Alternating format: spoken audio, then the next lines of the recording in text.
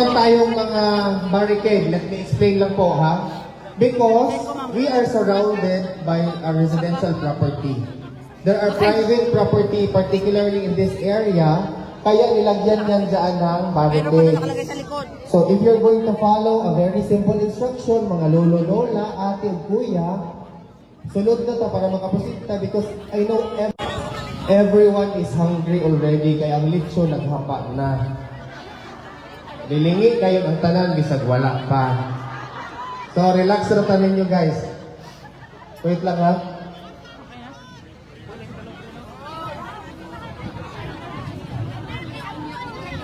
Before we proceed, I would like to call the Mother Dragon for her to address the crowd and give us her insights, message to our former President, Rodrigo Roa Duterte. But please sit down, mga kababayan. Dalawa tayo sa Katulad sa kanta, lahat ay nakatayo, parang awa na po umupo ng mga pakayo.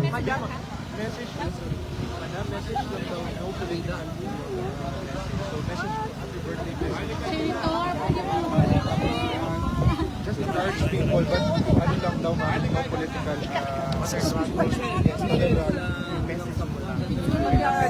yes po. Oh, ikaw na direction. Pakantarin mo muna isa sa kanila, dali lang. Hindi ko ready. Kasi kasama ako sa mother.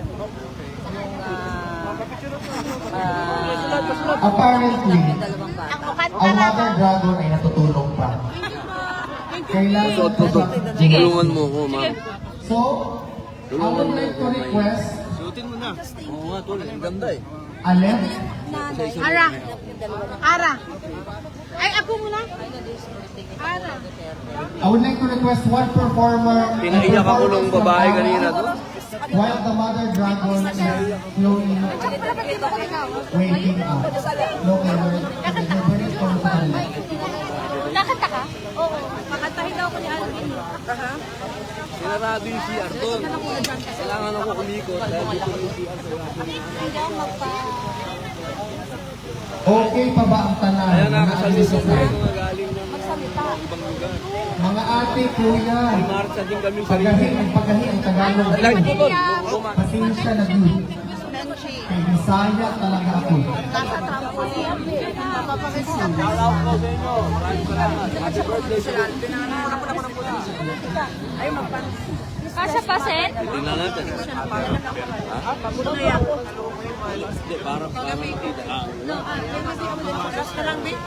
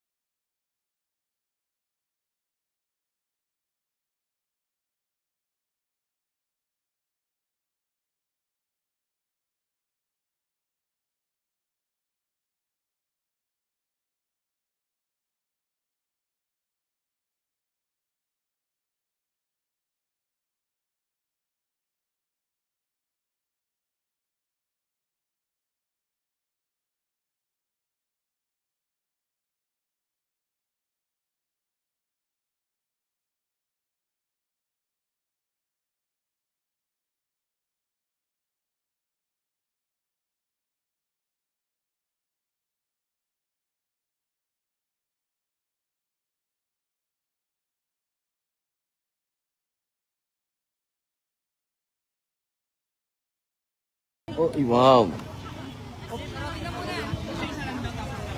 Isang linggo lang po yan. Are you guys Tunay po yan.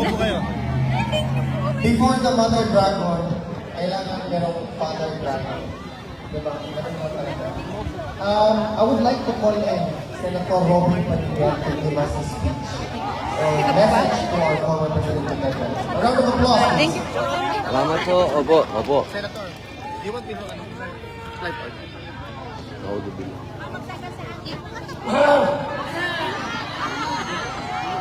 Mabuhay! Duterte! Duterte! Duterte! Happy birthday! Magandang umaga po. Hayaan niyo muna po akong magpasalamat sa ating mga organizer, sa mga nag-isip po at gumawa po nito na hindi po sila natutulog dahil gusto po nila organisado tayo. Sapagkat alam naman po natin kapag tatak Duterte, kailangan disiplinado. Tama po ba? Yan po ang lagi natin ipinamumuka doon sa mga naninira sa ating mahal na digong. Na tayo, yung mga Pilipino na marunong sumunod. At higit sa lahat, disiplinado. Kaya po, pinapakiusap po namin, huwag po tayong magkakalak. Alam niyo naman po si Digong, ayaw na tayo'y magkakalak. Hayaan natin yung mga kalaban niya ang magkalat. Pero tayo, huwag. Ngayon po, kailangan magpasalamat din po tayo sa mga kapitbahay. Alam niyo po, ito pong lugar na ito ay pribadong lugar. Ito po ay lugar ng mga Dutch, ng mga tinatawag kong nakatataas na antas ng pamumuhay. Ano? Kaya napakalaking bagay po na nakakuha po tayo ng permit dito. Isang bagay po yun na dapat natin ipagpasalamat sa mga Dutch. Dahil nakakatuwa po na tayo ay pinayagan po nila na magpulong-pulong dito. Kaya ang pakiusap po ng ating mga organizer ay maging maayos po tayo at maging tatak Duterte. Ayan. Bilang inyo pong kaparehas, alam niyo ako, maikli lang po yung oras na nahihimin ko sa inyo. Gusto ko lamang pong i-share sa inyo kung bakit ang aking pagmamahal sa ating dating Pangulo, kasama na po ang buong pamilya ko. Alam niyo po si Digong, noong 2014, doon ko po siya unang nakilala nung pumunta po ako sa Davao at sinabi ko po sa kanya, Digong, naniniwala ako sa federalism, kaya sasama ako sa iyo. Kami po yung mga una na nagkumbinsi kay Digong na tumakbo sa pagka-presidente. Kami po yung mga una. Ang katotohanan po dyan, pati po ito, ako po ang nagbigay nito kay Digong. Noong una po kasi si Digong laging paganon. Ganyan lagi si Digong. Sabi ko, Mayor, huwag tayong masyadong paganon dahil mukha tayong komunista. Kailangan ibahin natin Digong. Sabi niya, ano ba maganda? Ganito tayo Digong parang tigas tulad mo. Kaya doon po yung pinanganak. Yan po ang istorya namin. At nung kampanya na po, nung 2016, maaring yung iba po rito na mga matagal lang nasa Netherlands, alam naman po ninyo na nangampanya ako dito kay Digong. At nung panahon na yun, katulad po ninyo ako, wala po akong hininging pera kahit kanino. Hindi ako bayad. Gastos ko po lahat. Yung mga pinagpagawa ko ng t-shirt, pagbili ko ng ticket, hotel, lahat po yan, gastos ko. At nung nanalo po si Digong, wala po akong hininging kapalit. Wala po kayong narinig na ako ay ipinuwesto sa gobyerno. Wala po na ako ay may hininging kontrata. Katulad po ninyo ako. Ang pagmamahal ko po kay Digong ay galing sa puso ko, hindi galing po sa interes. At yan po, napatunayan ko po ang pagiging tunay na maginoo ni Digong. noong binigyan niya po ako ng absolute pardon. Ano po ba yung absolute pardon? Yun po, ako po kasi dating bad boy. Dati po nagpapakabait na po ako. Isa na lang po ang asawa ko ngayon, hindi na po madami. Ako po ay kaparehas sa Digong. Si Digong, babait po ako. Idol ko si Digong. Kaya po, binigyan niya po ako ng absolute pardon kasi ang sabi ni Digong, kailangan akong magkaroon ng pangalawang buhay. Pangalawang tsansa. Kasi alam niyo naman, ex-convict po tayo, nakulong po ako. 3 taon at kalahati. Kaya nararamdaman ko po kung ano yung nararamdaman ni Digong. Marami pong mga kasamahan ko ang nagtatanong sa akin, bakit ba masyado kang apektado? Kasi naramdaman ko ang mangulungan. Alam ko ang pakiramdam ngayon ni Digong. Na birthday mo, nag-iisa ka, Yes po.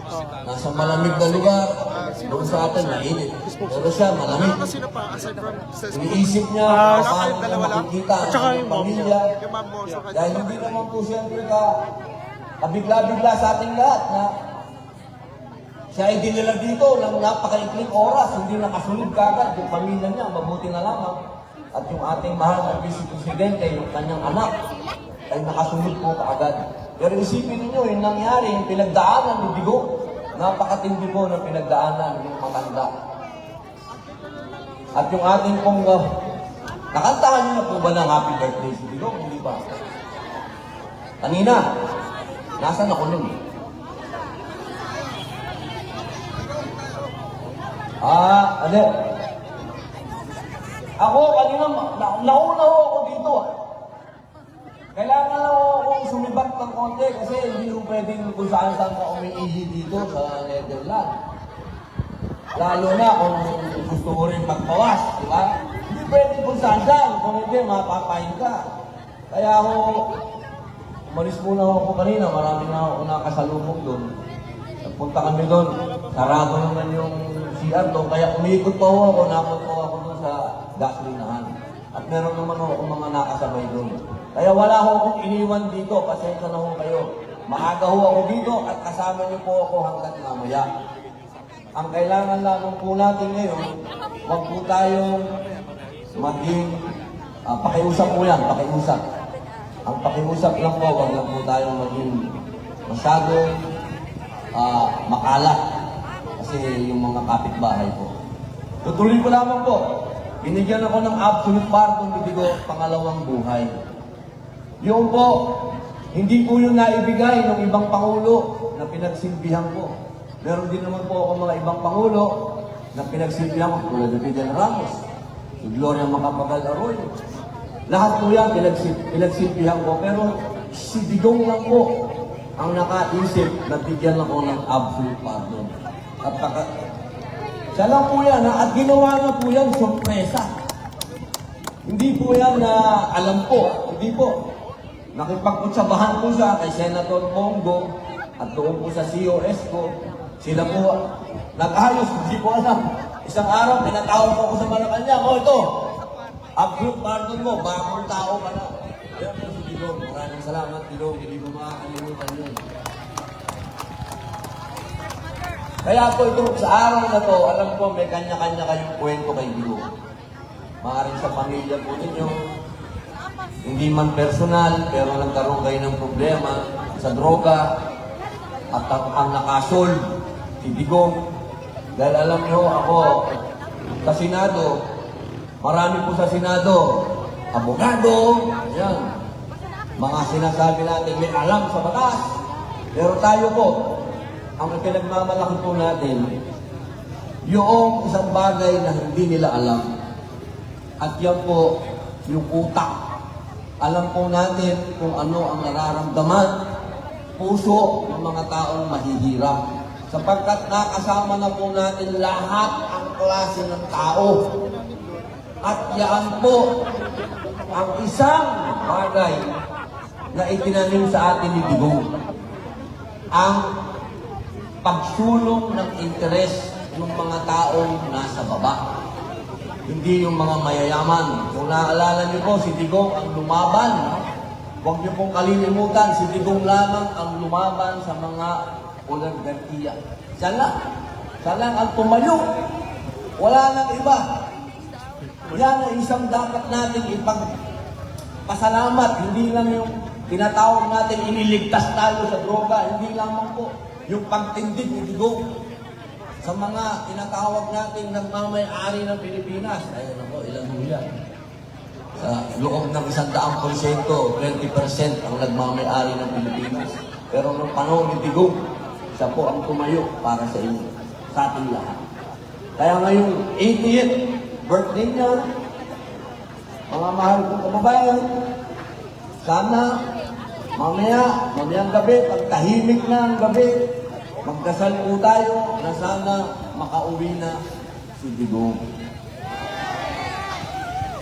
Yun ang pinaka-regalo natin sa kanya. Sana huwag tayong tumigil na makiusap. Hindi naman tayo pinagdadamutan ng Dutch. Pinapayagan nila tayo. Magpasalamat lang tayo. We have to thank them always. The Dutch people. They are not stopping us to do this. So let us thank the whole neighborhood. Maraming salamat po sa inyo. Kailangan ko Englishin nyo para maintindihan nila. Hirap pa naman ako doon. Ngayon, bilang pagkatapos po, mga mahal kong kababayan, hayaan niyo po ako magpasalamat sa inyo ang buong partido ng PDP Laban. Ang partido po ng inyong mahal na Digong ay nagpapasalamat po sa inyong lahat. Nagpapasalamat sa suporta po ninyo at hindi nyo iniwan ang ating mahal na Digong. Dahil sa ating samahan, walang iwanan. Maraming salamat po. Thank you, sir. That was a nice... Before we proceed, guys, I would like to request Walang iwanan! Please proceed Pare. there. Walang And we need to be very Muna din sa live ko. compliant. Please, guys. Ito po si Mike. Sinabi na ni Senator Robin na Tatak Duterte dapat tayo ay nakikinig. Happy birthday. Ikaw naman, happy Para birthday, happy birthday. Ako po ay nagmamakaawa sa inyo, mga ate, kuya, lolo at lola. Please. At lahat ng nasa likod, please proceed there. Because we want this to be as orderly as possible. Mga Kanta lola, naman tayo, mga pare. friends, please go inside. Send pa picture naman. Everyone,